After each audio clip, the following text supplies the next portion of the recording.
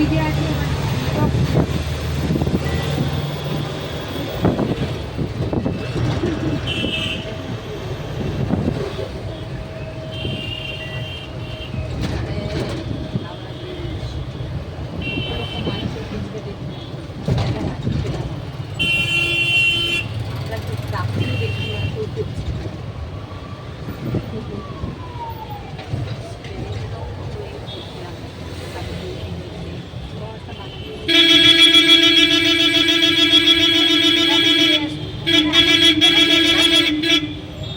চেনটা নেবে না এখন 3 বছরের চেন নেবে।